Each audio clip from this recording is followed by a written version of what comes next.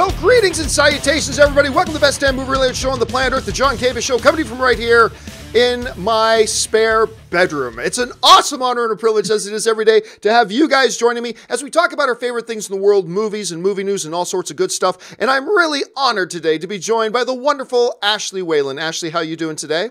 Hello, John. I'm doing great. How are you doing? It's a wonderful Tuesday to talk about movie news. You doing okay over there in your spare bedroom? I am doing great in my spare bedroom. It's my birthday. It's my birthday today. Yeah. Happy birthday. You know, honestly, I was sitting in here at 5:30 this morning getting ready for the show, and my wife comes in as she was heading out to the gym. She came and said, "Happy birthday." I'm like, "Oh yeah, it's my birthday."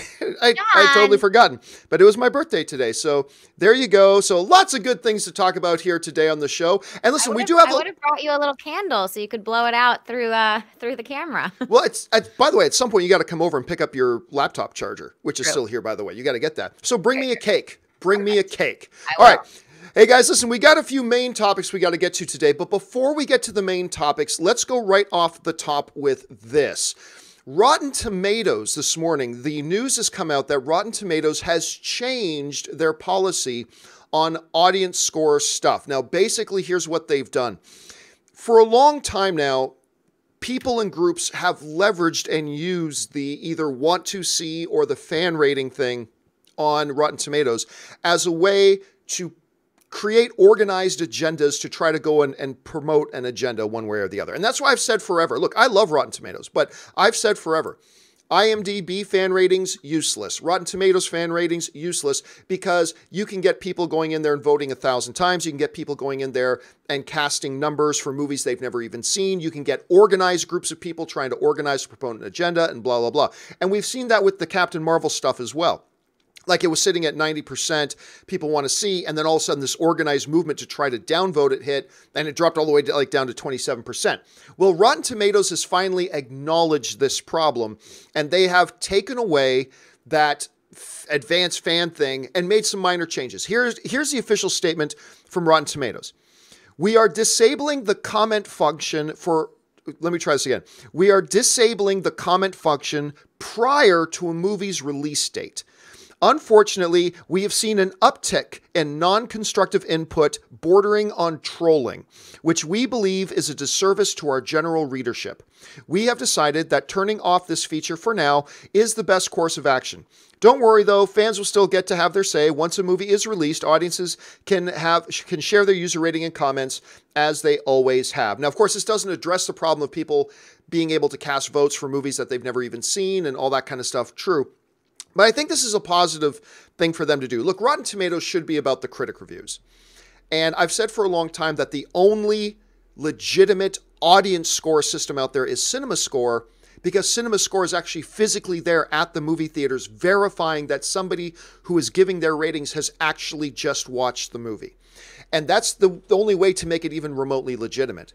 So I think this is a good compromise move by Rotten Tomatoes. They're not getting rid of the thing entirely, thus it's not going to solve the problem entirely, but at least it brings a little bit more, at least the appearance of balance by saying, hey, you can cast your ratings once the movie's open and you've actually seen the movie, you can come and give your say on it. Of course, that doesn't stop people from casting their votes even if they haven't seen the movie, but still, I think it's a nice little move by Rotten Tomatoes. It is a bit of a compromise.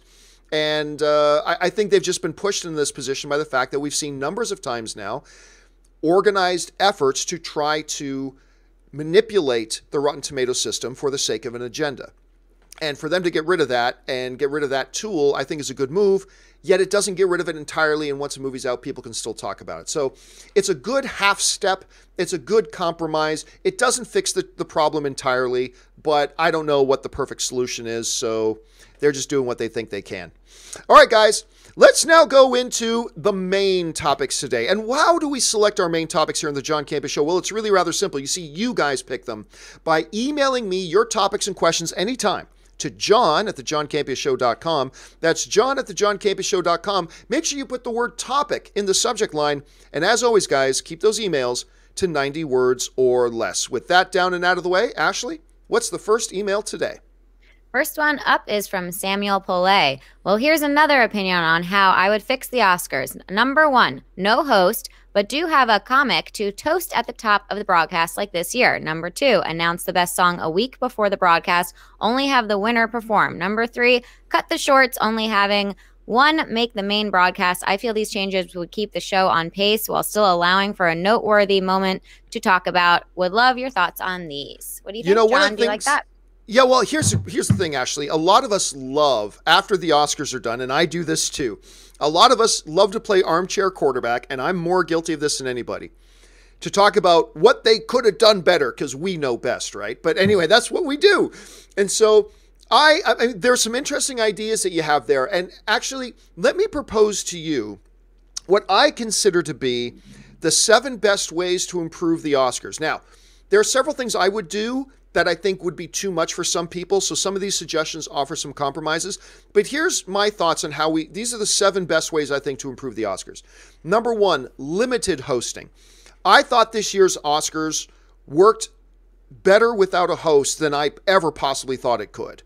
It really did. And I'm one of the guys who said, I admit, I'm one of the guys who said, this isn't going to work without a host properly. And it did.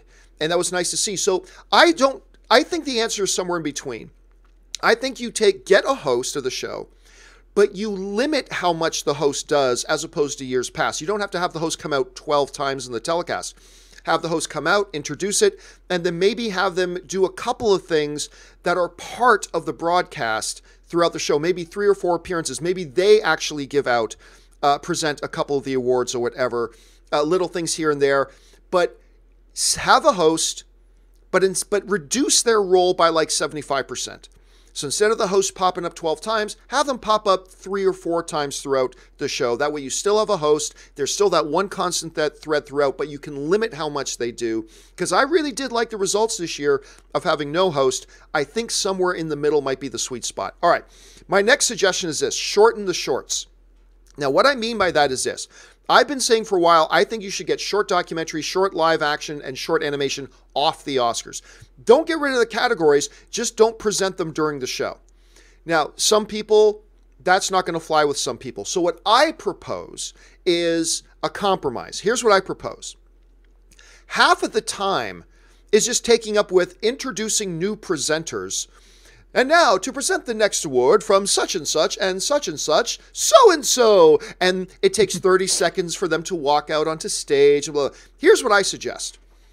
Have all the shorts presented at the same time. So bring out one set of presenters, and instead of introducing each category, they just say, short filmmaking is an art in of to itself, whether it's documentary, animation, or live action.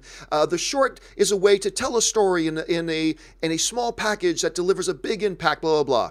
And now here are your nominees for Best Short Animation. Now, here's what else you do.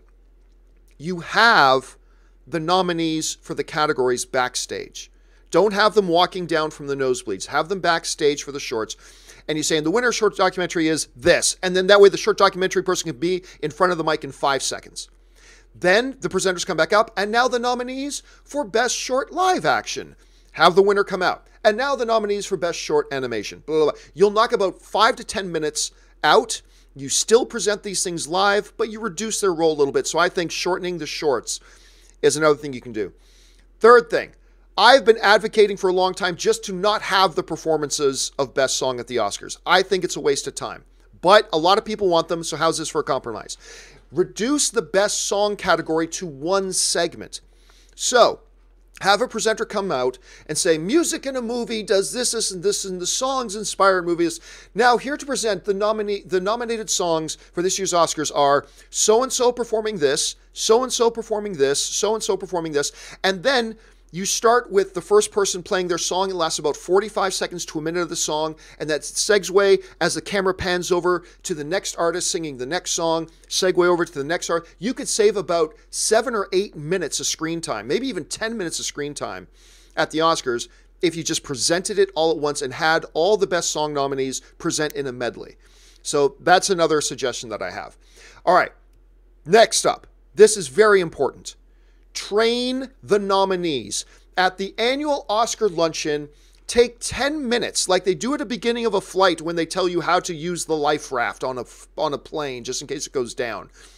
Have Train the nominees. Say, folks, this is very important. Even if you think you have no chance of winning, prepare your acceptance speech.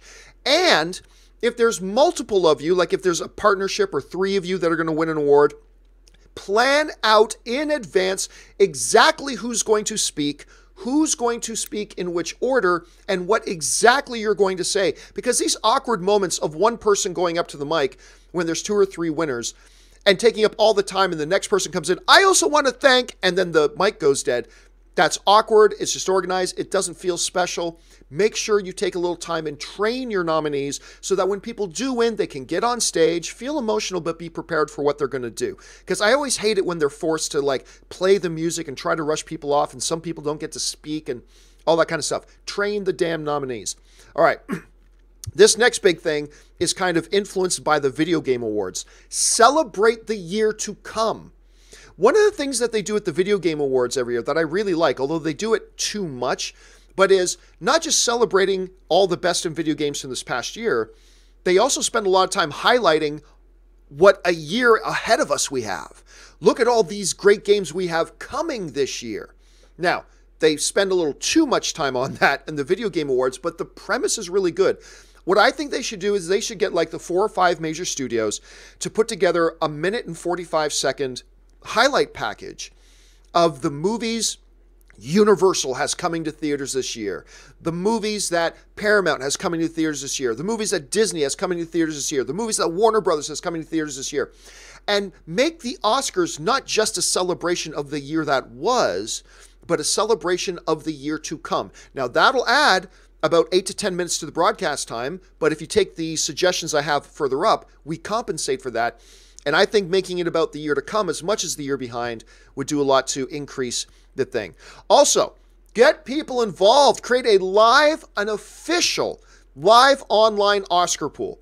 You know, it's always great on ESPN every year when March Madness comes around, and they can say, all right, 80 so-and-so beat, number 16 so-and-so beat number 1 this.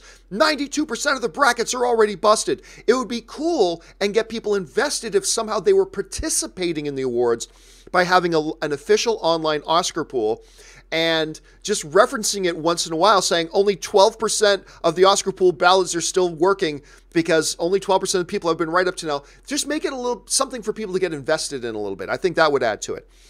And also I would do this. I've suggested a lot of ways to save time because I do want to add a little bit of time to something. And I would say this, add like 30 seconds to the allotted acceptance speech time for the actor categories and the director category. Because for the home audience, let's be honest here, for the home audience, those are the people that most of the people sitting at home are watching the show for. They're watching to see their favorite celebrities and the filmmaker and all that kind of stuff. So I would say add about 30 seconds to each of those people because, it's always really sucks. Like Olivia Colman's acceptance speech, to me, was the highlight of the Oscars this year. And the fact that they started playing music and she had to say, they're getting me off here, add another 30 seconds to those categories. I think if you save a lot of time from some of these initial categories up here, this way, here we go, up here, you'll save a bunch of time here, you'll add a little bit of time with the celebrating the year to come and actor and director speeches, but if you shorten the shorts, limit the hosting, put all the best song nominations into one segment, and train your nominees, then I think you have more than enough time to do things like the year to come and adding a little bit more time for the actors and director with time to spare. So that's my suggestion, guys. That's kind of my look at how you can improve the Oscars this year. A little bit going towards what you were talking about, a little bit of compromises. I'd like to go further with it, but understanding not everybody's down with it. So that's how I would do it. Ashley, John, I love those suggestions. Yes, you're all for it. Yes, they were good. I'm curious about your short film suggestion though. So you're saying that the winners would already know that they're the winners. So they're backstage waiting on the stage and they've already decided. So the losers and winners aren't standing there waiting for one name to be called. It's just the winners, you're saying, are backstage for the short. Yeah, there's one of two ways to do it. Either the shorts are the one categories you let the people know in advance who won. Like the night of the show, you let them know who won. And you just have them, or you can have all the nominees for the short categories backstage, and then you can still have a camera on the face of the winner when they first hear that they win. Because that's a nice moment, right? Yeah, That's a nice moment. But don't have it. These short category people are often in the 28th row. And it spends like 48 seconds just for them to walk down to the aisle and then give their speech. Just have them on stage, ready to go. Have all three of them presented at the same time. And have one setup speech by the presenter instead of 3 different setup speeches for each one of the categories, you know? No, it makes total sense. Yeah. Yeah. You would think that they would have a conversation like that. They wouldn't have to train anybody. That they would already have a conversation like, okay, Harry, you're going to speak first and then you're going to speak second if we win. Like, I don't understand why there's always a jumble to get to the microphone. Like, how have you guys not talked about it ahead of time? Every year. Every year there are, and it's never just one. It's always like, oh, they got up there. We had no idea we were going to win, so we don't know what we're doing. And then the one person starts to talk and they don't, and you see the second person standing behind just thinking, hurry up. I want to say something, hurry up. And the first person takes all the time and blah, blah, blah. Just take one afternoon, sit down with all your nominees for 15 minutes and really hammer home the need to be prepared. And I think it'll just make the show go a lot smoother. The only way that I don't think it would totally work is that everybody has different film schedules all the time. And I don't know if they could just like, I don't know, maybe they could get them all together right before I don't know when they would get everybody together. Every year they do an Oscar lunch. Every year they do an Oscar lunch and just say at this Oscar lunch, we're going to do this and make it a part of it. Like 10 minutes. Easy. All right. What's next? All right. The next email of the day is from David Sickles. Hey, everyone. With this year's historic Oscars behind us, I've been thinking, which comic book movie had the better Oscar run, The Dark Knight or Black Panther? Black Panther had 3 wins and 7 noms. The Dark Knight had 2 wins and 8 noms. But The Dark Knight had noms in 3 of the major categories, cinematography, editing, acting, and came out in an era where comic book movies were still just getting started. Yeah, that's true. And, you know, it's understandable that when Black Panther won, not 1, not 2, but 3 Academy Awards, all in categories I thought it legitimately, their wins are totally legit. I think they're totally justified in winning those 3 awards. It made it now the record holder for the comic book movie with the most Oscar wins, edging out The Dark Knight, which had 1, 2. So I find this to be a fascinating question. Okay, Black Panther won 3, Dark Knight won 2, but Dark Knight had some of the bigger nominations, whereas Black Panther didn't really have the bigger nominations. So which one had the more impressive run? So let's break it down and look at this. The Dark Knight, highlighted in yellow, are the categories it actually won in. The Dark Knight was nominated for Best Supporting Actor. That's one of the majors, and obviously Heath Ledger won that. It was also nominated for Best Sound Editing, which it also won. On top of that, it was nominated for the major categories of Best Cinematography, Best Editing. Also nominated for Best Production Design or Art Design, Makeup, Sound Mixing, and Visual Effects. Black Panther won 3. Best Score, which I love that it won that. Best Costume, totally deserved that. And Best Production and Art Design. Also nominated for Best Song, Best Picture, Best Sound Edit, and Best Sound Mix. I'll be honest with you. My very first reflex was to say the more impressive showing at the Oscars was The Dark Knight. Because although it only won 2, one of the 2 that it won was one of the major awards, Best Supporting Actor. It was also nominated in 2 other major categories, cinematography and editing, whereas Black Panther was not. So my first instinct was to say the more impressive run was The Dark Knight. However, I got to go Black Panther for 2 reasons. Number 1, and not as important, is the fact that it did end up winning 3, whereas The Dark Knight won 2. But the most important reason is this. It was nominated for Best Picture. It was nominated for Best Picture. Now, remember, The Dark Knight came out in a year that was the final year where they limited the nominees to 5 nominees.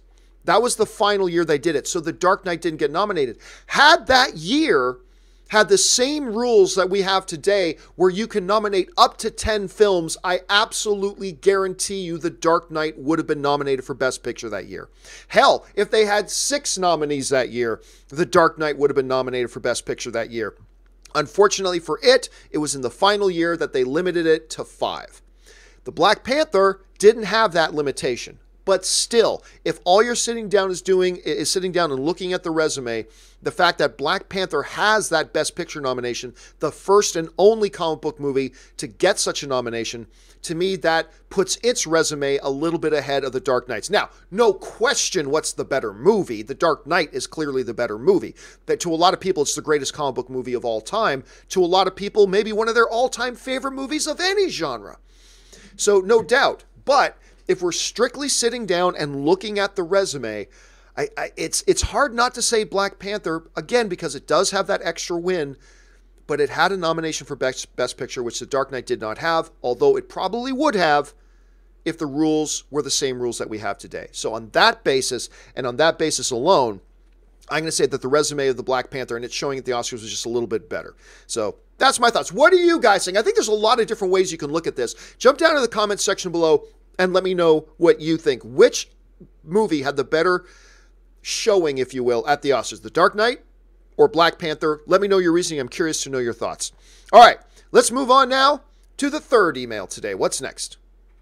Next is Duran V. Hey, John, I was wondering if you saw the video that Zachary Levi put out today about all the fake outrage stuff people and YouTube channels have been putting out about Brie Larson and Captain America. He shoots them down pretty harsh. Do you think that a guy from a competing company who stands to gain from people bad-mouthing Captain Marvel actually standing up and defending it from all the crap will actually do anything to set people straight? Well, you know, and I'm going to assume he means Captain Marvel, not Captain America. And yeah, oh boy, here we go. Yeah. Here we go. The whole stuff with the Brie Larson thing, and this has been a topic that people have brought up nearly every day. And I've had a bunch of people writing me a bunch of stuff, and I thought maybe today would be a good time to just kind of address this, and mostly because Zachary Levi put out a video, and we'll take a look at what he was saying here in a second. A lot of people have been emailing me and asking, John, I don't even understand. What's this whole thing with Brie Larson about? What's the big outrage? Okay, now, regardless of what side you're on here, just do me this courtesy. Hear me out. All right? Just do me the courtesy of hear me out. And then if you want to throw a temper tantrum and hate me for saying what I'm going to say, by all means indulge. But at least hear me out for what I'm about to lay out. And then make up your own minds. This all started, pretty much, when Brie Larson, for those of you who don't know about this goes all the way back to A Wrinkle in Time, which was, in my opinion, a fairly bad movie. I wanted to love it, but it's just not that good. It's kind of a bad film. You may love it, and if you do, that's great. I thought it was kind of a poor film. At any rate, the movie very much is targeted at young black women, particularly because that's one of the main protagonists of the film is a young black girl who does, I forget the actress's name. She does a very good job in the film. At any rate, Brie Larson was then spontaneously, being interviewed and being talked to. And she was making a point about making an observation that she had seen for a long time and that I've noticed for a long time, that primarily the press that is invited to cover these films at press junkets and events and screenings are primarily, for the vast majority of them, white men. And Brie Larson was making a point that, hey, if we're making movies that appeal to all different types of people, shouldn't some people who represent those demographics also be here and be invited to be a part of the press of this? And she said these words. She said, in the midst of trying to express that we need more inclusion in this thing, she says, because I don't care what a 40-year-old white guy says about Wrinkle in Time. I want to know what, somebody from the demographic that this movie is supposed to be presenting to has to say about it. And that's what she said. And that sparked a major outrage. Now, in the defense of people who initially got outraged of that, it was a poor choice of words. When you sit back and look at the entire conversation and you look at the entire context, I think if you are a little rational, you see exactly what it was she meant. But again, in defense of those people who initially got pretty angry at her statement, that one small set of words she used were probably the wrong set of words to use. They could be taken out of they're easily taken out of context. Because all you have to do is say, Brie Larson said, I don't care what 40-year-old white men say about this movie. 13 words that will go down in infamy, right? If all you read is that, you can understand that creates a certain narrative. And in defense of everybody who initially got their back up over that statement, I get it. I get it. However, I think if you read the whole context and understand what the point she was making was, you understand that her whole context was not white male journalists bad. No, the purpose of her whole context was we need to include more people into this conversation. That's what she was getting at. That's what she was saying. Okay. Where this whole thing then exploded was a fundamental lie that people then started to make up. And I have had so many people emailing me saying, John, did you see that Brie Larson says she hates white men? And I'm like, she never said she hated white men. John, did you see that Brie Larson said she refuses to be interviewed by white? These are real emails that I've gotten, guys, that have been taken from real fake headlines. Do you see Brie Larson refuses to be interviewed by white journalists? Brie Larson does not refuse to be interviewed by white journalists. John, did you see that Brie Larson said this and all this kind of stuff? Here's some of our David Letterman top 10 things Brie Larson has not said. Let's just be clear. A lot of people writing me saying, John, did you see that Brie Larson said she hated white men? Let's be clear. Fact check. Brie Larson has never said she hated white men. John, do you see that Brie Larson said, I don't want white men to see my movie? That's a popular one. That's one that goes around all the time. But John, didn't Brie Larson say she doesn't want white men to see her movie? Because that's what they hear other people saying. Fact check. Brie Larson never said she didn't want white men to see her movie. John, did you hear Brie Larson said, I don't want to do interviews with white men? That's another one going around. There's this myth going around that Brie Larson saying she refuses to be interviewed by white men. Fact check. Brie Larson has never said that. John, didn't you see here that Brie Larson said, I don't want white press at my press junkets? That's another popular one going around. Fact check. Brie Larson has never said she didn't want white journalists at her press junket. Let's just be clear about that. These very popular things that are being thrown around all over the place, Brie Larson has never said any of these. She's never said any of them. They were made up by people who took that initial, I'm guessing, 13-word statement that she said in the context of a multi-paragraph statement and twisted it and put their own meanings on it and said, she said these words, therefore Brie Larson hates white men. That's where it came from. But okay. Let's say for a moment, now hear me out. Let's say for a moment you are one of those people that you were still a little unclear about what Brie Larson meant when she made that full statement. What did she mean by that? Maybe you are still a little bit cloudy on it. Maybe you don't see the obvious message of it, which is we just need to include more people in here. And maybe you're still a little bit confused by it. Okay. So what Brie Larson did is then she came out to clarify exactly what she meant, so we didn't have to guess. So we wouldn't have to sit here and guess and interpret and make up our own meanings. Brie Larson came out and put out several statements to clarify hey, if you're confused by what I said, here's exactly what I meant.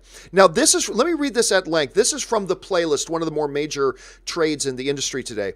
This is from an article in The Playlist, and it ends with Brie Larson's statement. Here's what was written in The Playlist. The saying, when you're accustomed to privilege, equality feels like oppression, applies a lot these days, but it feels especially and unfortunately relevant in the conversations around Captain Marvel.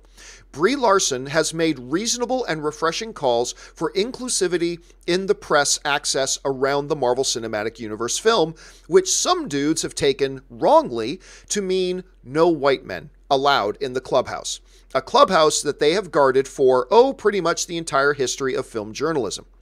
In an interview with the Washington, D.C. Fox station, Brie Larson clarifies what she meant for anybody who is still confused about her statements. And this is what then Brie Larson came out to clarify for anybody who is still confused about what she said. What I'm looking for is to bring more seats to the table, the Oscar-winning actress said when asked by the interviewer about the angry response. No one is getting their chair taken away. There is no less seats at the table. There's just more seats at the table. She went on to say things like, I'm not trying to uninvite anybody from the party. I'm just saying we need to invite more people to the party. We need to invite people to the party who represent all these different groups of people who watch our movies. They should be represented a little bit by the people who cover the movies for them. That's all she was saying. Now, what a reasonable person will then do, what a reasonable person will then do is go, okay, so you're not saying you hate white men. No, I'm not saying I hate white men. And you're not saying you don't want white press at your junkets. Heavens no, I'm not saying I don't want white press at my junket. Cool. Thank you for clarifying that. That is what a reasonable person then does. A statement was made where, hey, this is on Brie Larson. She used in the spontaneous moment of doing a quick interview, she used a poor choice of words. She did. That for some people caused a little confusion. She then came out and gave several statements like the one we just read, clarifying that to clear up any confusion. What a reasonable person then does is go, oh, so that all that junk stuff, that's not what you're saying. No, that's not what I'm saying. Cool. Thank you for clarifying that because it was a little questionable. That's what a reasonable person then says. However, and this is where we get into the Zachary Levi stuff. However, the problem is there are a number of YouTube channels, websites, whatever, that they don't want what's reasonable because reasonable doesn't get clicks. There are a number of entities out there that want to perpetuate the lie. The lie that says Brie Larson hates white men. Brie Larson doesn't want white men to see her movie. Brie Larson doesn't want to do interviews with white men. Brie Larson doesn't want white press at her junkets. Because hate gets clicks. And so you get a number of channels out there who maybe you could understand initially the confusion about it. But even after Brie Larson has clarified everything, there are still outlets out there that want to engage in and perpetuate the lie. The lie that Brie Larson said this, she never said that. The lie that Brie Larson said this, she never said that. The lie that Brie Larson said this, she never said that. It is in their best interest to perpetuate the lie. And they perpetuate it so much that I get people emailing me saying, John, did you hear that Brie Larson hates white people? She said she hates white people. Actually, check where you're getting that information from. Brie Larson never said she hated white people. Double check that. There has been this organized smear campaign to deliberately lie and misrepresent and twist what Brie Larson said and what she meant and hide all the clarification it does to perpetuate the outrage. And I call it fake outrage. Now, I don't call it fake outrage because people aren't actually outraged. I call it fake outrage because to me, any outrage that is based and predicated on a lie is fake outrage. And a lot of the outrage people feel, because here's the thing, dudes, listen, I am a white male film journalist. If Brie Larson was straight up saying, I hate white men, I don't want white journalists to see my movie, I don't want to do interviews with white journalists, I don't want white journalists at my press, and I'd be, Brie Larson, screw you. I'd be totally there. I could totally get the outrage. She specifically is talking about me, the white male journalist. I would totally be on board with that because this would be unacceptable. But it's not what she said. And therefore, we continue to have this lie, this misrepresentation, this defamatory stuff, this malignment being encouraged and propagated and pushed continuously, even though it's not true. If Brie Larson said all those things, we'd all be completely justified to be outraged at her. Absolutely. But the fact is, and facts matter, folks, the fact is she never said any of that stuff. And it all comes from 13 words she used in a 3-paragraph statement trying to make one point that people have taken and twisted to represent something completely different. Now, let's get to Zachary Levi on this. Zachary Levi, who right now is working for Warner Brothers. He's working for the competition. Zachary Levi, who is starring in Shazam. Zachary Levi may be the one guy in this world who stands to benefit the most from this lying smear campaign towards Brie Larson. Zachary Levi, who can profit from this lying smear campaign.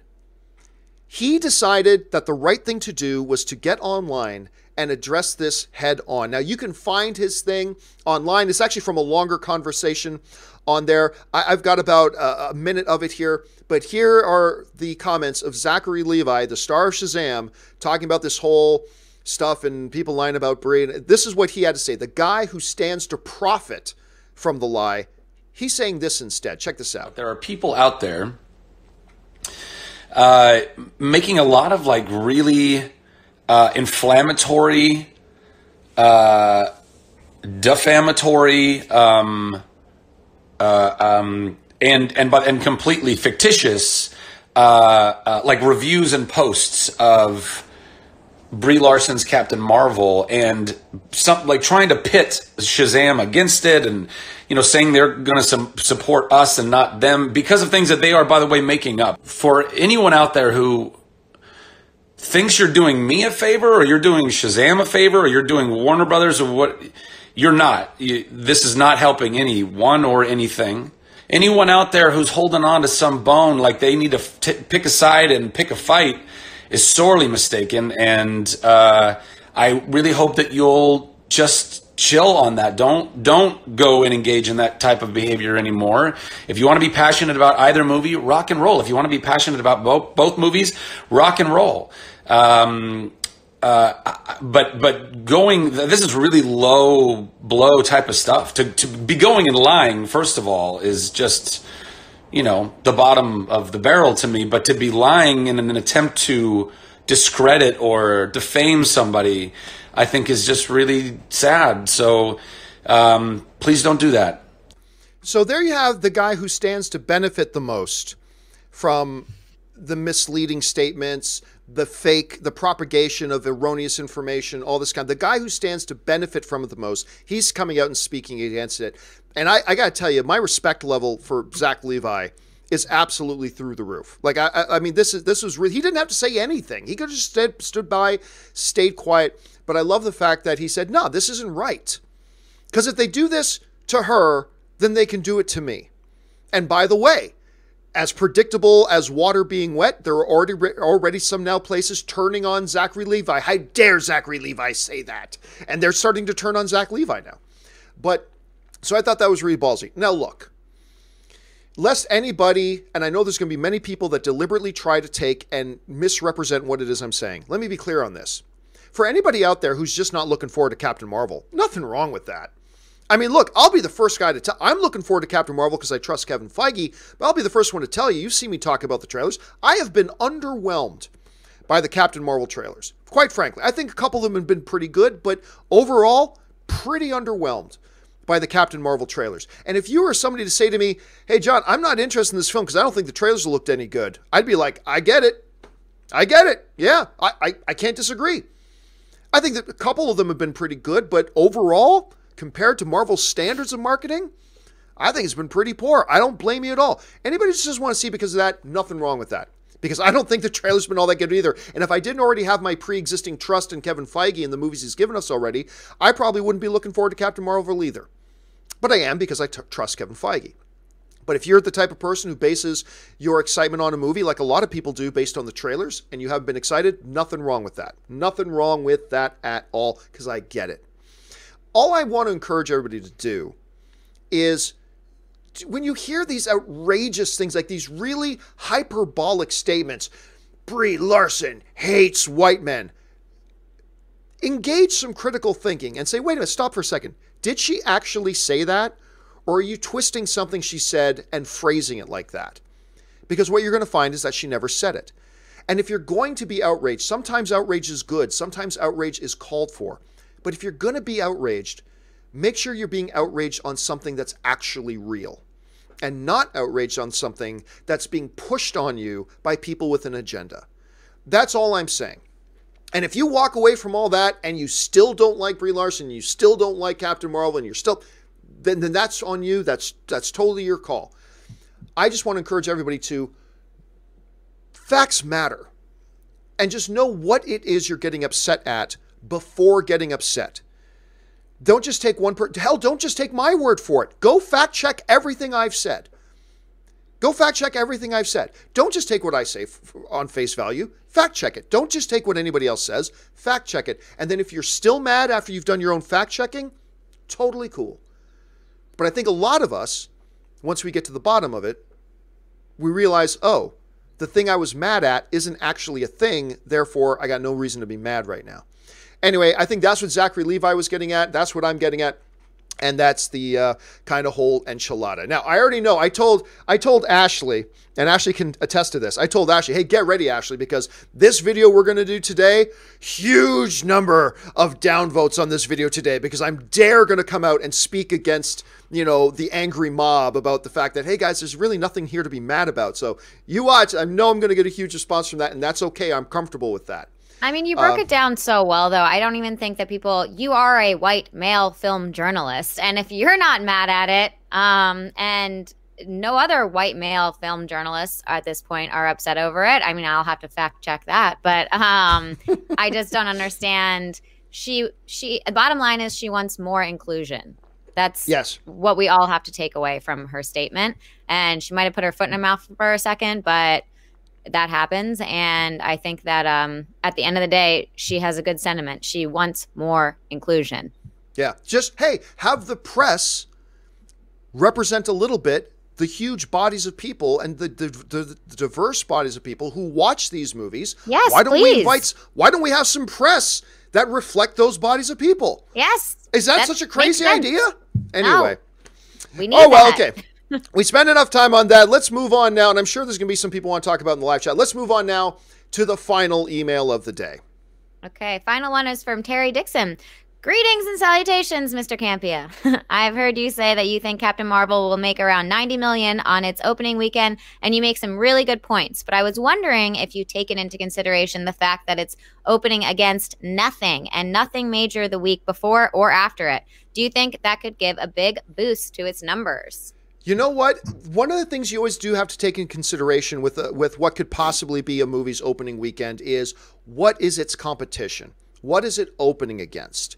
And that's something you do need to take into account. Now, what I have been saying up till now, while God bless him, my buddy Robert Meyer Burnett, who is off actually finishing off a film he's been working on today. That's why he's not here today. He'll be back tomorrow. Don't worry about it, guys. He'll be here tomorrow. But God bless Robert Meyer Burnett. He believes Captain Marvel's going to open to like 150, 160, 170 million dollars. Awesome. I wish I had that optimism. My point has been, I've been predicting around 90. And the reason I've been predicting around 90 is because when you look at the other Marvel films that have their first solo films is also the films they're introduced in, because Black Panther was introduced in Civil War. So that doesn't actually count. Spider-Man, Homecoming, Spider-Man was introduced in Civil War as well and had significant big screen presence in those movies. When you look at other Marvel movies where the characters are introduced in their own solo films, like Doctor Strange and Ant-Man, you see that those opening weekend numbers are not nearly as big. Captain Marvel is a character who has not been introduced in another Marvel film yet. Therefore, I believe a more realistic opening weekend number for it would be somewhere around the $90 million mark. However, you do raise a really good point, and something that I have not yet taken into consideration, to be honest, and that is what is opening against it, but also opening around it. So take a look at this. March is pretty much going to be owned by Captain Marvel, because look at March 8th. Only one wide release film is coming out on March 8th. Nothing is opening against it. It's Captain Marvel. But what's opening the week prior to Captain Marvel? Something big that can eat up Captain Marvel's opening weekend? No. We got this little film, Greta, and a Medea family funeral, which, hey, a bunch of people are going to go see Medea family funeral, but it's not exactly going to be a box office explosion. So you don't have anything major the week before. You have nothing opening up against it. And going into Captain Marvel's week 2, all you've got is this small film 5 feet apart and this other little film that half the people don't even know is coming out and the other half just don't care about, Wonder Park, which is basically doing hardly any marketing on. So, and then on March 22nd, we got Jordan Peele's Us. But that's all the way on March 22nd. So essentially, you got very, very little opening before it. You got nothing opening against it and very little opening up in its following week on Captain Marvel's second week. With all that in mind, particularly the March 1st date and the March 8th date, would that adjust what I'm predicting? And you know what? You raise a great point, and I'm going to say yes, that does affect how I should predict this. So I'm going to go on record right now. I am adjusting my opening weekend box office prediction. And again, it's just a wild in the sky prediction. I'm going to adjust my opening weekend prediction for Captain Marvel from 90 million to 105. I'm going to jump a full $15 million.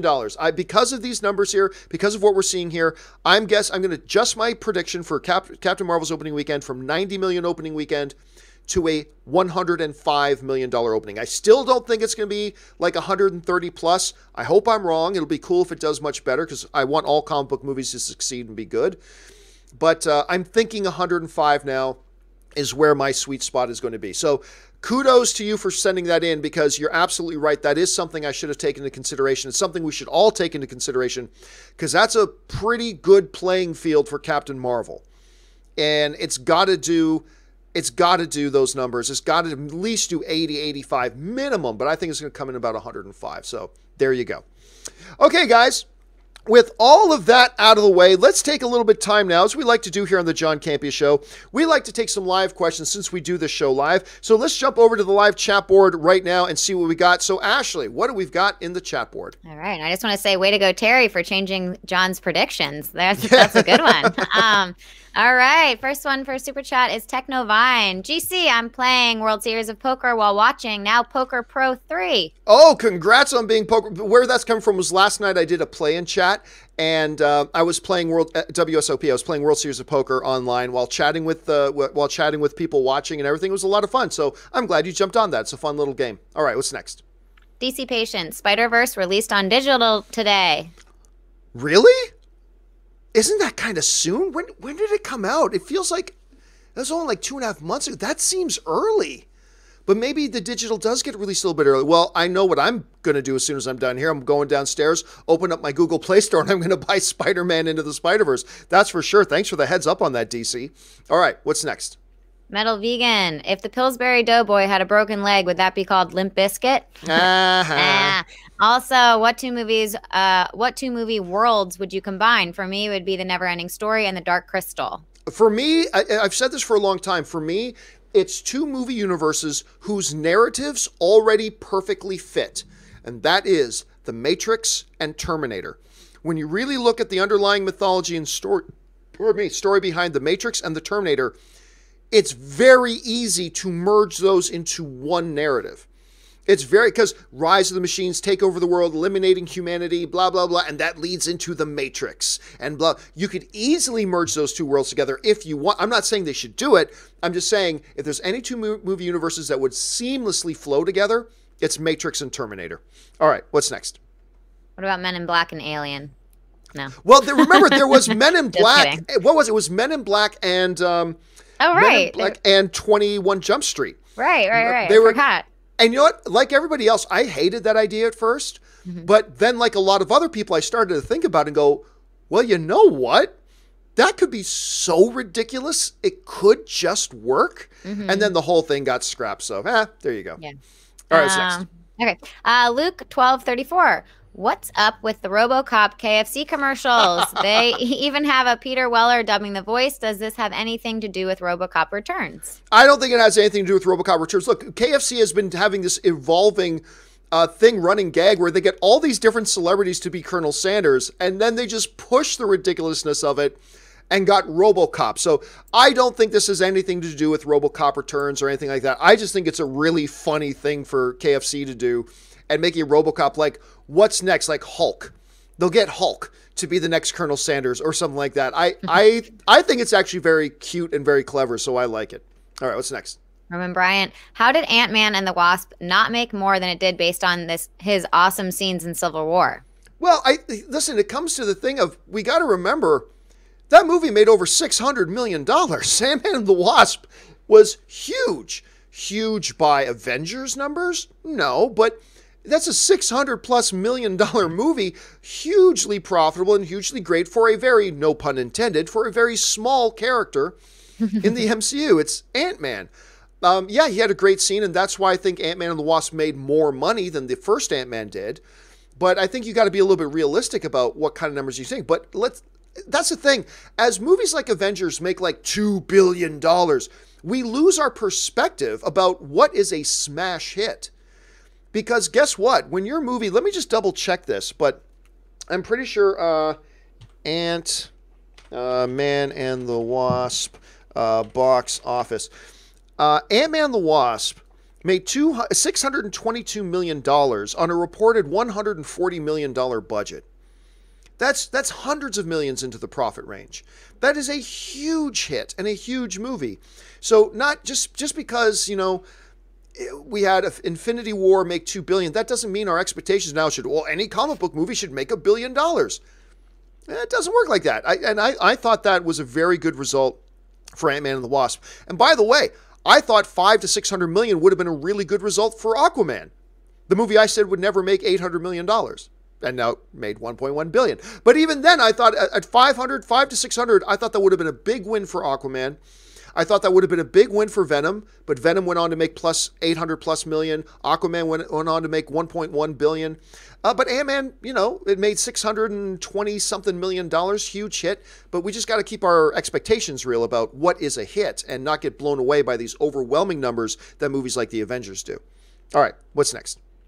Ben Rayner, do you know if there was a behind-the-scenes reason John Cusack wasn't in Hot Tub 2? I thought he was great in 1 and felt him missing in 2. Well, you know it's got to be a behind-the-scenes reason because there's no narrative reason to not have his character back. His character was, I mean, it was an ensemble movie, the first Hot Tub Time Machine, which I loved. I loved that movie. But you can make the argument that John Cusack was the main character. For him to just not be in the sequel, you know it ain't because, I just don't think we need that character. No, you know that wasn't it. So you know there's a behind-the-scenes reason. My first assumption is that it was probably contract negotiations. It was probably that John Cusack wanted X amount of dollars for it. This is just me speculating. Let's be clear. That John Cusack probably wanted X amount of dollars for it that he thought was fair. The producers probably felt, well, this is still a low-budget franchise. We can't spend that much money, and they just did it without him. Maybe some other reason, but I absolutely believe there was a behind-the-scenes reason, and it wasn't just for narrative purposes. That's clear. All right, what's next? Aaron H., if I had a gun with 2 bullets and I was in a room with Hitler, Bin Laden, and Toby, I would shoot Toby twice. That is some of the greatest moments from The Office are Michael talking about Toby.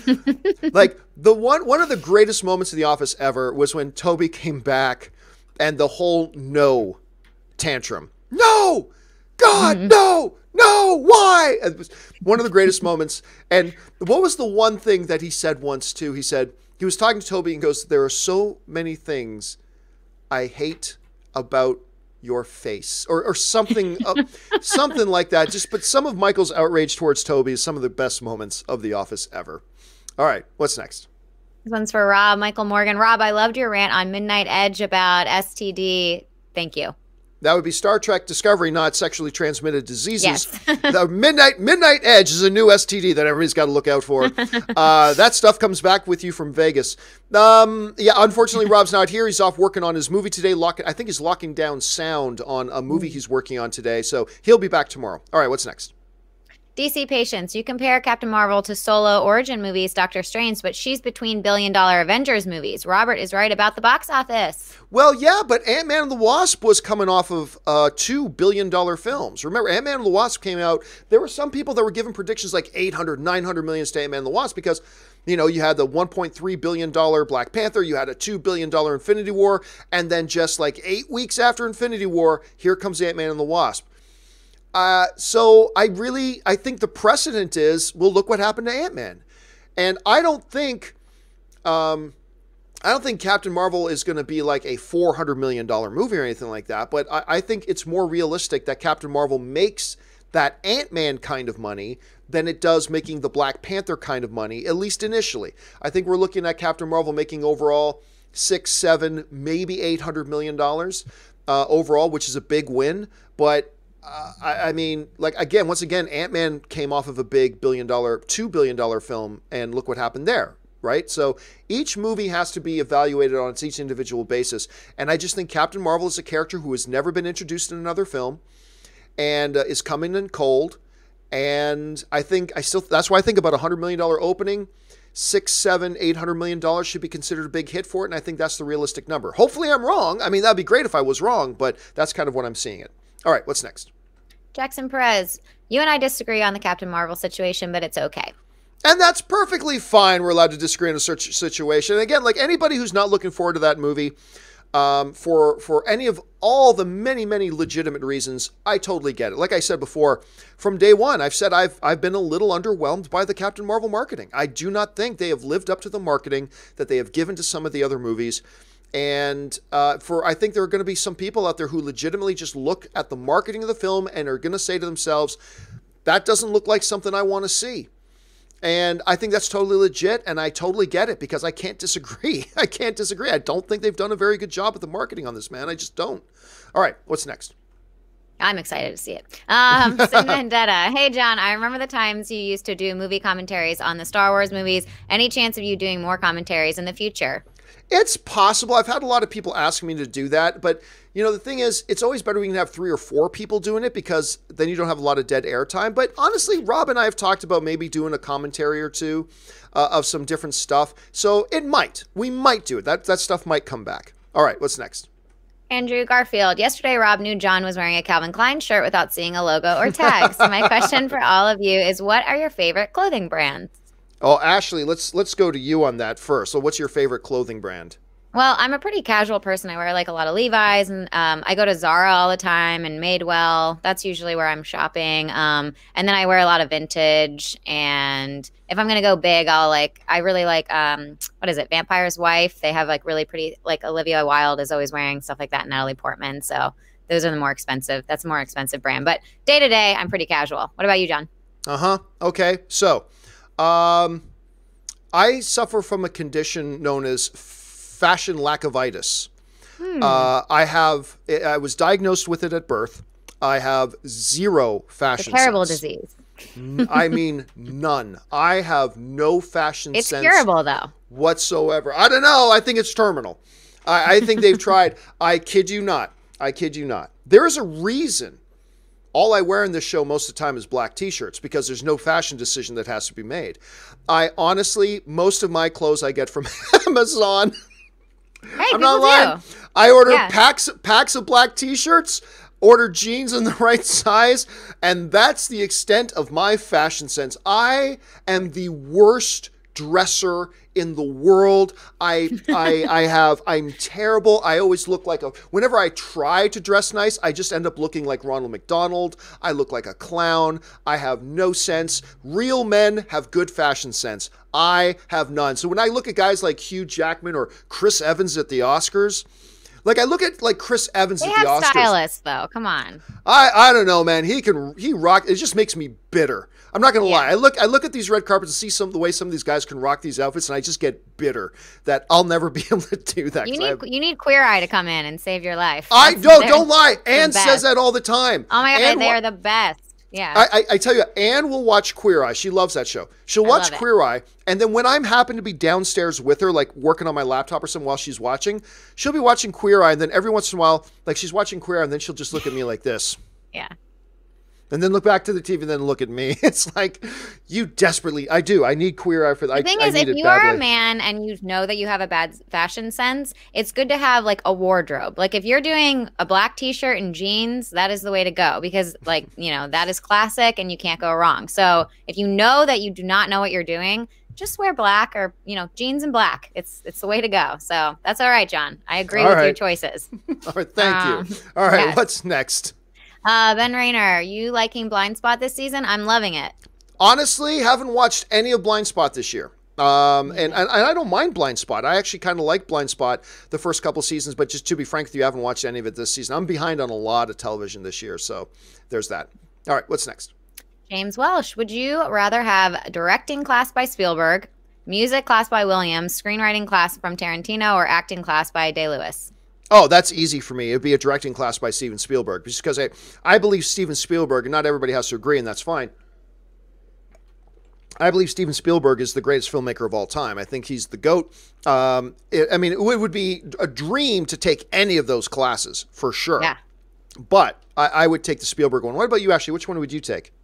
I mean, the obvious one is the acting class by Day-Lewis, Sure. but Yeah. I would take the directing class by Spielberg. I think I could learn a ton in that class from that man. So, I mean, all of them would be great, though. Screenwriting from Tarantino, come on. I don't know.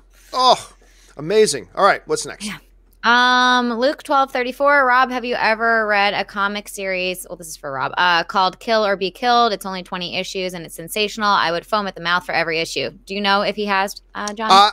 He has never. He talks to me a lot about the different series he's reading. I know he's never mentioned that one to me. That doesn't mean he hasn't read it, but I haven't. By the way, guys, in the description of the video every day. Now, Rob is here most days, but in the description of the video before the show starts, I would suggest before sending in a question specifically for Rob, double check the description because it'll say in the description of the video, today John and Rob or today John or John and other guest or whatever. So I would suggest double check that before submitting a question because now I feel bad because he's not here to answer your question. But as far as I know, he's never mentioned that one to me. And we talk about comics a lot and what he's reading. So I'm going to guess no, but I can't say for sure. All right. Maybe I'll ask him tomorrow. Kill or be killed. I'll write see that if you down. can remember that one. 20 issues. Okay, cool. Pelican Mike. Wow, the irony in Glenn's last name. Close. Oh, God. I thought of that too. Yeah. What is it? 6 nominations she's had? I know. I believe it's 6 and still without one. Hey, listen, she's so good. She'll get there. She'll get one. She's the new Gary Oldman. She's the new Gary. She's probably the best actress out there that doesn't have one on her mantle yet. And she'll get there because she's Glenn Close. All right, what's next? Ben Jesus, I had the chance to see Fighting with My Family. As you said, John, it's better than what I thought it would be. As a wrestling fan, I appreciate this film. Also glad to see Roman Reigns back and healthy. Yeah, I told the story before, but the only reason I went to this advanced screening of Fighting with My Family was because Paige, who is a WWE superstar, and she's the person the movie is about, Paige was going to be there doing a Q&A with Vince Vaughn. And my brother-in-law, Ray, loves Paige. Like, massive loves Paige. So I got us a bunch of plus ones, and we went to go see it. I wasn't expecting much from it. It's really good. It's got way more charm and heart than you would ever think from a movie like this. Now, don't get me wrong. I don't want to over-exaggerate it. I'm not saying this is going to be a top 10 film of the year or anything like that, but it was so much better than I thought it was going to be. Way more charm and heart and very charming. And it was much funnier, which I guess Stephen Merchant kind of wrote and directed it, so I should have expected the funny, but he wrote and directed it. Nick Frost is hilarious in it. It's just a really good crowd-pleasing kind of movie, whether or not you're a wrestling fan. So I got a lot out of it. I'm glad you enjoyed it, man. And yes, seeing Roman Reigns come back after he stepped away to battle his cancer condition, that was really nice to see. I saw that on the feeds last night. So that's really, really good and encouraging. And by the way, Roman Reigns, he's going to be in Hobbs and Shaw with his cousin, Dwayne The Rock Johnson. So it's going to be interesting to see him in that as well. All right, what's next? Aaron H. Over under 65% that captain says, I can do this all day in Endgame. Oh, 65% is a good number. Like, you can't say 20% because then it's over. But you know what? Even at 65%, I'm going to take the over on that. That has just kind of been a staple of his. And I'm going to go, I'm not saying it's 100%. I'm not even saying 90%. But for 65%, I'll take the over on it. I know I want to see it. I think he'll say it. All right, what's next? KW Garrett 83 of best pick winners going back to 1960. There were 4 I've never heard of. Oliver, Tom Jones, Out of Africa, and Ordinary People. Have you seen any of these? I've seen all of these. Out of Africa and Ordinary People specifically are actually really good, and I would highly encourage you to check those out. And those are 2 that have actually aged, I think have aged actually quite well because there are eternal themes in them. The themes in there kind of transcend different pop culture eras. So I think you can get into those 2 and enjoy them both very much. But I'm glad you've identified those, KW. Yeah, go check those out, man. I think you're going to enjoy them. All right, what's next? Yeah, Out of Africa is great. It's with Meryl Streep. Yep. Yeah, so good. Dan M. Hey, guys. Do you think there will be a Hakuna Matata song in the upcoming Lion King movie? I'm really looking forward to the movie. I will be, let's put it this way, I will be shocked if they don't have that song. I'll be shocked. I mean, I don't know. I haven't been corresponding with Jon Favreau and haven't keeping me up to date on every song they're including in the movie. But it's Hakuna Matata. I mean, arguably, it is the most iconic song from The Lion King, maybe even more so than Circle of Life. Like, to me, it's Circle of Life, but I think to a lot of people, Hakuna Matata will be it. I think the whole reason they got Seth Rogen to do the voice of Pumbaa was just to have him singing Hakuna Matata. I think they just got him. They wanted to hear him saying, "When I was a young warthog." You know, I think they just got him just so he can sing that one line. I would be shocked if they don't have Hakuna Matata. I don't know for a fact that they will, but I'll be really surprised if they don't. Beast Gaming. I believe in Endgame, they will jump to a different reality and save Han. He becomes part of the team Ubering the Avengers everywhere. Han was family. And in a great crossover between Disney and Universal, merging their cinematic universes together, Han comes back wearing the gauntlet, takes out Jason Statham's Shaw, and everybody celebrates at the end. Well, at least Robert Meyer Burnett does. All right, what's next? James Welsh, if you were Peter Farrelly, what would you do next? Something similar to Green Book or a comedy that he is hit and miss with? That's a really good question. You know, his became just the 5th film in cinematic history, in Academy history, to win Best Picture, where he wasn't even nominated for Best Director. It's only happened 4 other times. Driving Miss Daisy, Argo with Ben Affleck, and then a couple of films back in the 30s. I think you go from this film back to your comfort zone, which is comedy. And you're right. Look, he's a little hit and miss, but some of his hits have been stupid hit. Like, some of his good ones have been, like, amazing. I think I'd like to see him go back and do a maybe then bounce back and forth. And maybe, you know, his experience making Green Book will give him a little bit more perspective on his comedy as well. I'd be curious. Like I said, I'll see whatever it is he does next. But I would particularly be interested in seeing him trying another comedy at this point, just to see how that goes. Okay, what's next? MPE 94, I really hate this boring online culture war between alt-right people and overly woke progressives. We should just value Captain Marvel on its own terms. Truer words, MPE, truer words. I mean, it reminds me a lot of, look, everybody's got their agenda. Everybody's got their agenda. And as much as you would like to think you're agenda-free, you have it. As much as I like to think I'm completely agenda-free, I probably am not.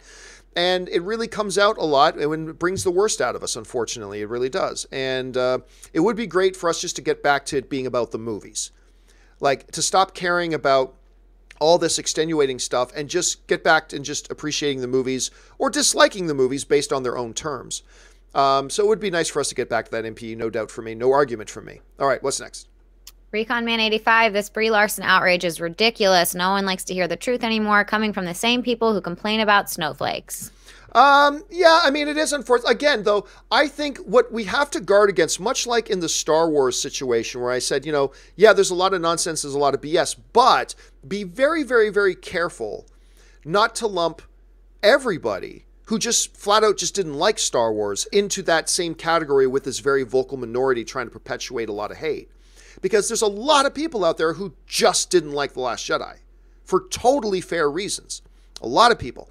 I think there are a bunch of people that are just not looking forward to Captain Marvel because it doesn't look like their cup of tea.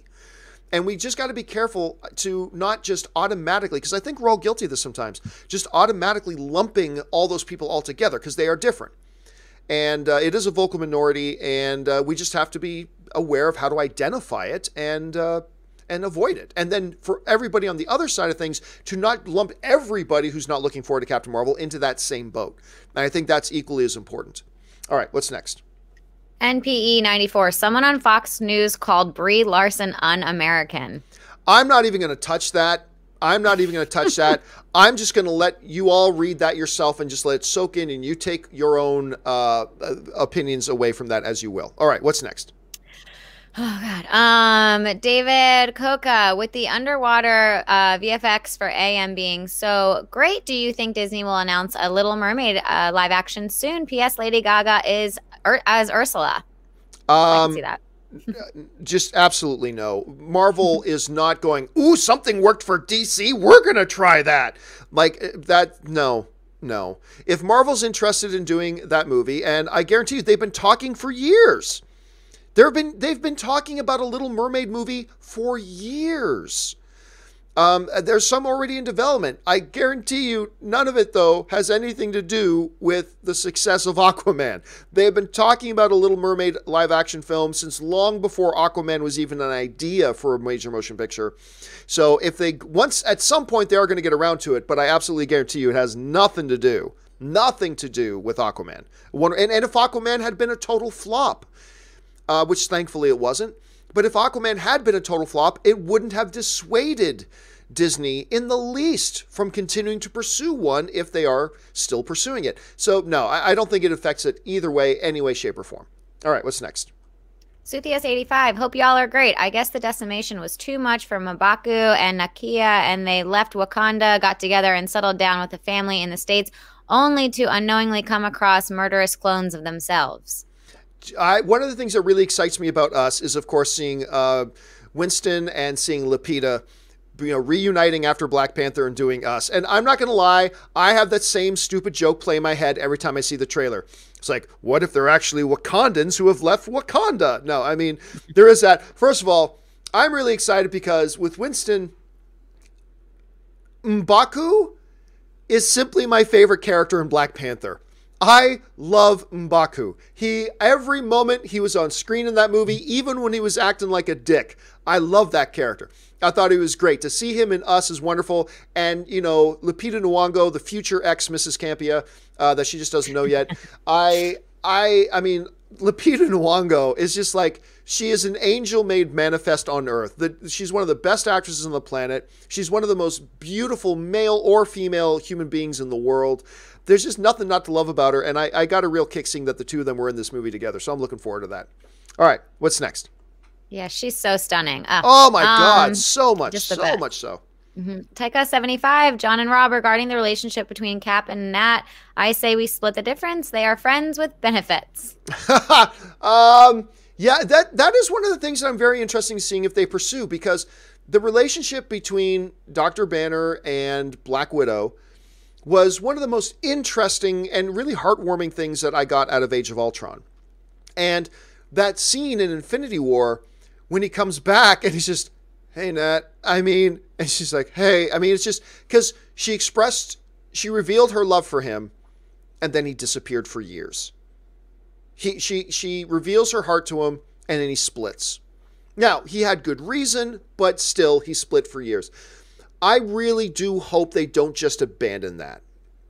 I really, really hope they pick up on that, because I thought it was one of the most charming things they did in the MCU up till now. And it's a pair that I never would have put together until they started to put them together in Ultron. I'm like, oh my God, this works. This works. And I really do hope it's something they continue to pursue in the next movie. All right, what's next?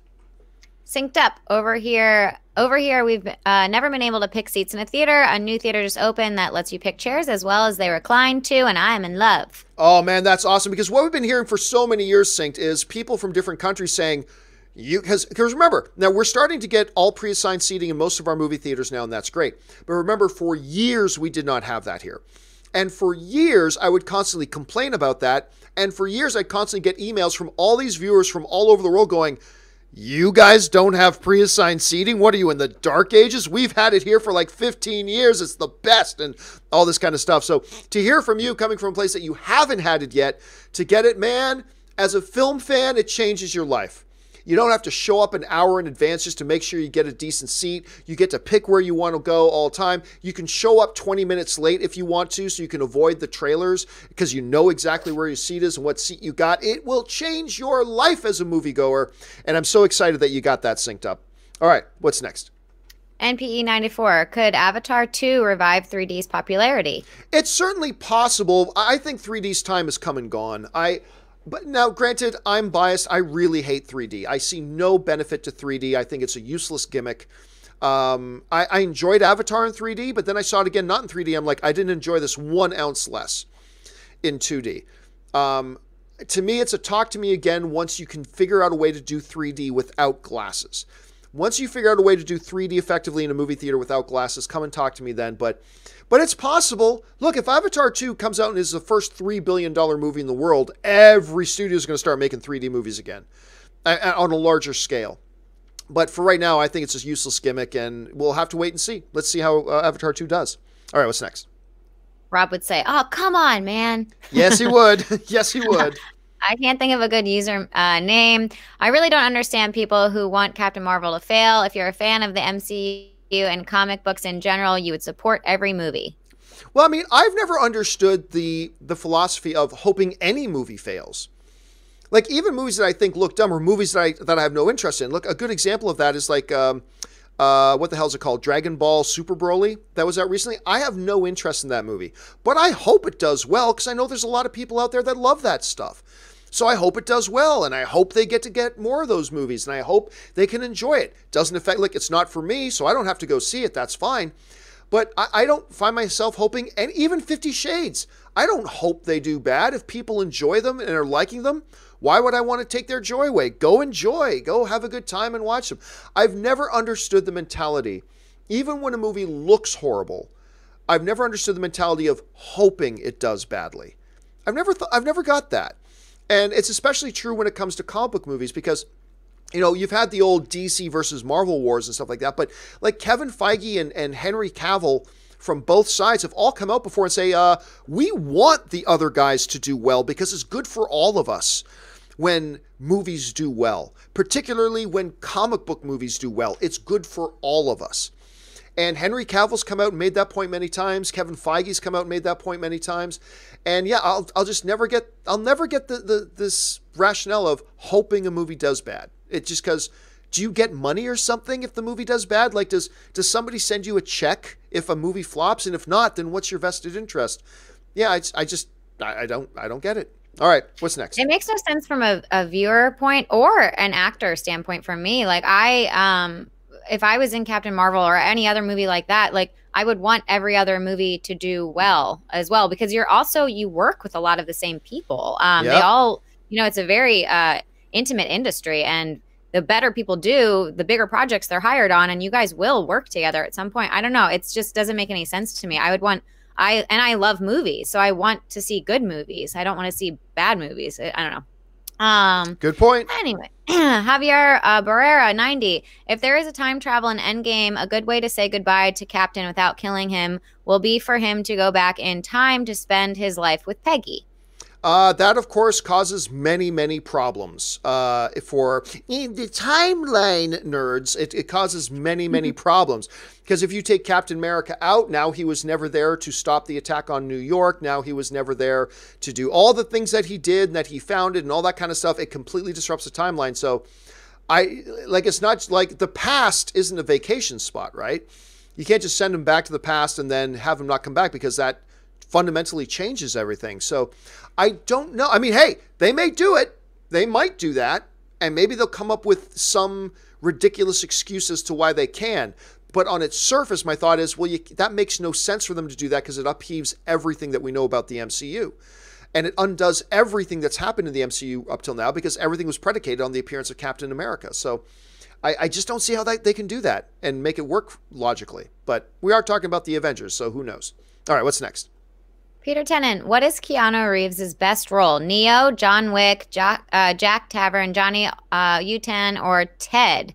Which out of these would win a fight? Well, I mean, and it's Johnny Utah. I think that's what you meant to write. Yeah, Johnny Utah. Which one would win in a fight? Well, that's easy. It's Neo wins that fight. Neo's the only one that has superpowers. I mean, John Wick's great, and he can fire all the bullets he wants, and Neo's just going to go and stop all the bullets, right? So Neo wins that fight. That's easy. Neo might also be his best role. I mean, I love Johnny Utah. I love Point Break. I love that movie, and him playing Johnny Utah in that with Patrick Swayze. I think it's wonderful. But I think when it's all said and done, like 25 years from now, if Keanu ever retires, or 30 years from now, I think people, when they think of Keanu Reeves, John Wick's great, but I think people will think of The Matrix. And I think that was just a really revolutionary role for him. And I think that's the one we'll be thinking about. All right, what's next? I always think about Point Break when he's in the plane and he's like, do it now. Yeah. It just makes me laugh every time. I agree. I can't think of a good username. Did you hear that people are already review bombing Star Wars Episode 9? We don't even know the title yet. Yeah, I mean, look, that's just another thing about why Rotten Tomatoes is taking the action they are, because it's too easy to make organized efforts to manipulate the system to propel an agenda. And it's good to see that they're kind of taking steps to try to combat that. All right, what's next? Willow Yang, imagine that it's Jennifer Garner singing like Marilyn Monroe, happy birthday to you, happy birthday to you, happy birthday to you, Mr. Campea, happy birthday to you. Yep, I can imagine that. I can imagine that very well. Thank you very much. That's a best birthday ever, as a matter of fact. And, you know, Ann told me she was arranging something special for me tonight. So maybe, who knows? Maybe it's Jennifer Garner. We'll have to wait and see. All right, what's next? Peter Tennant, favorite Reeves role is John Wick or Jack Tavern in Speed? John Wick. I mean, I like the Speed. I like Speed very much. It is a fun, kind of brainless action flick. I mean, Dennis Hopper's great in it as the villain, all that kind of stuff, and it introduced us to some new talent as well. But yeah, I'm gonna have to go John Wick. I just think that's a more interesting character with a big, rich mythology, the boogeyman, all that kind of stuff. So I'm gonna go John Wick. All right, what's next? Speed all the way for me. I watched that movie like 40 times, I think, when I was young. YCA 2513 saw Zachary Levi defending Brie Larson, though they're not obligated to do so. Maybe if actors showed support for movies from other franchises, it would help combat fan toxicity. Just hopeful thinking. Yeah, no, I completely agree. And I think if more performers, not that anybody is obligated to do it, not at all. But I think if more performers did what, you know, Zach Levi has done, or did what Henry Cavill did when he was talking about how he looks forward to Marvel movies, or did what Kevin Feige did when talking about how, hey man, I want DC to succeed and all this kind of stuff. I think if you had these type of guys coming out more and saying stuff like that, I think it would do a lot. Again, nobody's obligated to do anything. Nobody's obligated to put themselves in the crosshairs, because Zachary Levi just put himself in the crosshairs of the hate campaigners. And so, and he's going to take some heat for it. So I don't think anybody should be obligated to do it, but you're right. I think when people like that, like when you get the guy who stands to gain the most from a hate campaign against his rival movie, when you get him coming out to say something, I think that says a lot about the situation, but I think it says a lot about the individual. And Zach Levi just continues to show that he's a complete class act.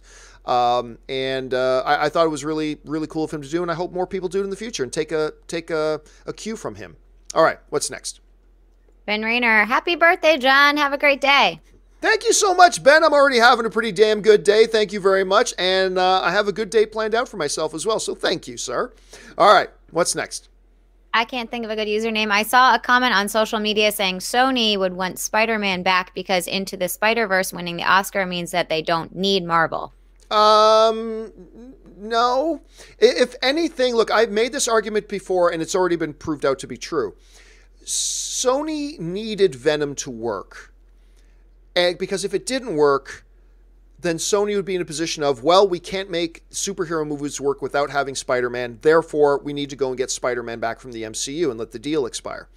And I made the argument that we as fans should want Venom to succeed, because if Venom succeeds, what that tells Sony is, hey, we can make this work and have Spider-Man over in the MCU. We don't need Spider-Man here to make our movies work. Win-win. And that's exactly what happened, because as soon as Venom became a big box office hit, you heard about all the talks firing up again about extending the deal between Marvel and Sony. Now, we don't know that that's 100% true yet. We're going to have to wait and find out. But I completely believe that is what's now happening. Because of the success of Venom, that leads that on. With Sony having success with Spider-Man Into the Spider-Verse, and by the way, it wasn't like Spider-Man Into the Spider-Verse was a huge box office hit. Let's be clear about that.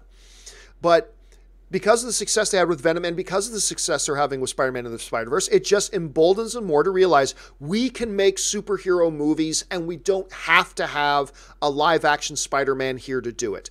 We can make money off Marvel by Marvel having Spider-Man over there, and we can make money off our own movies by having them here, and that's just the common sense approach, and that's the way it looks like it's shaking out. All right, let's take 3 or 4 more. Jackson Perez, happy birthday, John. Have a good day. Thanks so much, Jackson. I appreciate it. Thank you to everybody who's wishing me all these well wishes. That makes me feel nice. All right, what's next? JCL Productions. I feel like Youth Pastor Campea made all the kids watch the Cool as Ice movie 100 times for his amusement. No, I didn't, but damn, I would. I'm telling you what, guys, one of my favorite things in the world to do, I've done it a couple of times, If you can get a group of friends together that have never seen Vanilla Ice's Cool as Ice movie, and everybody have a couple of adult beverages, sit down and watch that for the first time, you guys are going to have a blast. Watching that movie with a group of friends is, especially if it's friends who haven't really seen it before, is one of the most entertaining, hilarious. I mean, the movie's completely awful. It's awful, but it's awful in all the right ways. It is one of the most entertaining things you could do, and I highly encourage you guys, plan a night with your buddies around that. Invite a bunch of people over, say, we're going to order some food and watch Cool as Ice. You guys are going to have a great time, I guarantee it. All right, what's next? JCL Productions. I kind of like a hostless Oscars better. The presenters don't have to be made fun of before they come out and be gracious while being the butt of a joke. It's Oscars, not a roast. Perfect way to keep it. And happy birthday, John, by the way. Oh, well, and thank you, JCL, very much. You know, it all depends. Look, there's a middle ground. Like, there are some presenters like Steve Martin, right? Steve Martin would do a little jabbing at the celebrities, but he never took it really far. One of the best, I said this before, one of the best lines ever by an Oscar host. Remember, Billy Crystal had just hosted like 6 out of 7 years, and he's maybe the all-time greatest Oscar host is Billy Crystal. But Steve Martin came out this one year, and I remember his line. You guys have heard me say it before, but I love this line so much. He says, you know, hosting the Oscars is like making love to a beautiful woman. I only get to do it when Billy Crystal's out of town. And I like one of the best jokes ever. But so you get somebody like Steve Martin who will poke some fun at people in a very fun, lighthearted way. And then while I love Ricky Gervais, Ricky's sometimes borderline on the mean, right? Mm. So there's good-natured jabbing, and then there's mean. And I don't think one automatically equals the other. I think you can do one, have a little bit of fun. And like I said, I was very impressed by how much I enjoyed the Oscars without a host. I think there's a little bit of a middle ground. Have a host, but reduce the host's role by like 75%. Have them pop up 3 or 4 times throughout the show and close off the show. Open the show, close it off, and maybe they appear 2 or 3 times throughout the following 3 hours. And kind of do it that way. And I think that might be the best of both worlds. But yeah, I continue to be surprised by how much I liked the Oscar show this year without a host. It was actually really quite impressive. All right, let's take 2 more. Oh, go ahead. I saw a poll on Twitter, and I forget who was running it. I don't want to say Vanity Fair, but I think so. But it was already up to like 73% in favor of no host for the show this year, not for next year. But they were saying that they actually really enjoyed no host this year. So you're not alone, JCL. Yeah, really worked out. Really worked out. All right, what's next? Ghostface 1999, the reporting on the Rotten Tomatoes score on Captain Marvel is all wrong. Sites are saying the score has been tampered with. It is the interest level that. Okay, I don't see anything else. Interest level of that. I'm not quite sure where you're going with that, Ghostface. And well, no, I mean it has. Look, when you these in theory, what these audience scores are supposed to be are very natural and organic. The moment you try to take advantage of those systems and you try to create an organized effort to go and influence that system, that by default is tampering with it because you're trying to do something with it that is not meant to be for. And so, no, it has been tampered with. This is a system that has been tampered with.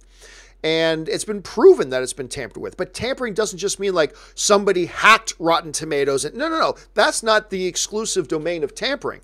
The moment you try to start to manipulate the system in a way that it wasn't meant to be done, you are tampering. Because it's not a natural, organic thing. Because it was 90% before the organized movement against it started. And then all of a sudden it's 20 or 25 or whatever it went down to, right? That is tampering. You're tampering with the system, trying to manipulate the system to further the agenda you're trying to push. And on that level, it is tampering. It is tampering. All right, what's next? Akash Telly, what are some good modern sci-fi shows like Expanse? I am the wrong guy to ask that because I haven't watched The Expanse. And The Expanse is one that's on my list because Robert keeps telling me I got to watch it. I have a lot of you guys telling me I need to watch this show. So I can't say what shows out there are like The Expanse. when I haven't yet watched The Expanse. Not to mention, I'm the wrong guy to ask about a lot of TV because I don't watch a ton of TV. But The Expanse is definitely on my list, and I will get out there and watch it. All right, let's take 2 more. Murray Reich. These Cousin Humper YouTube vids are hilarious. John doesn't understand Rotten Tomato audience ratings or TLJ. Bad reviews are objective and not subjective. Oh yeah, it is hilarious, and it's just all I do is sit here and just laugh at it. That's all I can do is sit here and laugh at it. All right, what's next? Mike Noir. The insecure man babies need to take notes. Levi is a class act. Real men don't behave that way. It's all a part of this outrage culture. Glad you are one of the few out here that leads by example, John. Well, I'm not the guy you should look to as somebody leading anything by example, but I will say this. Look, on the one hand, when you're talking about the outrage culture, from one point of view, you can get it, because here's the thing. Let's bring up this thing about the lies again. If these things were true, and if you're being told these are the things Brie Larson is saying, right? You're an individual and you just keep hearing from all these other sites that Brie Larson is saying she hates white men. Brie Larson said she doesn't want white men to see her movie. Brie Larson said she doesn't want to do interviews with white men. Brie Larson said I don't want to have any white people at my press junkets. If that's true, then outrage is a totally natural ramification of that. That would be unacceptable. So on the one hand, you can get it because some people are just feeling upset because they've been told that this is what Brie Larson has been saying. There are people out there who are part of the outrage who are living under the impression that this stuff is truth because that's what a bunch of these sites with an agenda are telling them. They keep hearing from these sites, oh, Brie Larson saying she hates men. Brie Larson wants to phase out white men out of press. Brie Larson wants this. And when none of it is actually true, but that's what they've been told. So I get it. Because if this was the truth, you're not being a man baby for being upset. It would be completely understandable. Hell, I would be upset. I'd be like, screw Brie Larson, you know? Get her the hell out of here talking like this. But I would be all for it. So I get it. If you feel outraged because this is what you've been told, I get it. All I'm telling people is, listen, before getting upset, do a little digging and just check to see, is that what she actually said? And then when you find out that, oh, that's not what she actually said, and for anybody who even remotely misunderstood her, she put out a clarifying statement. Look, say, just to be clear, I'm just looking to bring more seats to the table. I'm not looking to take anybody's seat away. I just want to invite more people to the table. Or in another sentence, she said, I just want to invite more people to the party. When you realize that that's what she said, and all this bullshit you've been fed isn't true, then I would encourage you to reevaluate the outrage. But I totally get it. If you've been told that Brie Larson was saying all this crap, I understand feeling outraged. Yes, I do. But then take on the responsibility of looking into it, seeing what is it she actually said. Did she clarify anything that she might have misspoke? And did she come out and make a definitive statement? And when you find out that she did, and you do find out what it is she was talking about, well, then reevaluate if you want to feel outraged. Then reevaluate if that's what you should be thinking and saying and all that kind of stuff. And I think that's all Zachary Levi is saying. I think that's the only point he was trying to make. And I completely agree with him. And let's just go on and hope we have some good movies. Anyway, that will do it for today's show, guys. We've run out of time. Listen, for everybody else who has sent in live questions, Dim Sum, Mike, Lee, I'm Upset, Guitar Dude, and all the way down. Don't you worry. I will be doing a companion video a little bit later today, and I will address all the questions that you guys have sent in. I will address and put them in a video for all of you who sent in Super Chats. They will get done. That will do it for me for today, guys. Thanks so much for being here. I want to, of course, thank the wonderful, the one and the only, the person who has far better fashion sense than I do, Ashley Whalen. Ashley, where can people find you shopping? You guys, find me shopping, like at the Grove. No, I'm on Twitter at AshAttack1, or my Instagram is Ashley Whalen, and there's 2 Y's in Ashley. And also, John, happy birthday. Just wanted to say that one more time to you. I hope you have a great day today. Thank you very much. And of course, guys, you can find me on Instagram, simply at John Campea. You can also find me shopping on Amazon for all my clothes because I'm just that bad. That'll do it for us for today, guys. Thanks a lot for being here. My name's John Campea, and until next time, bye-bye.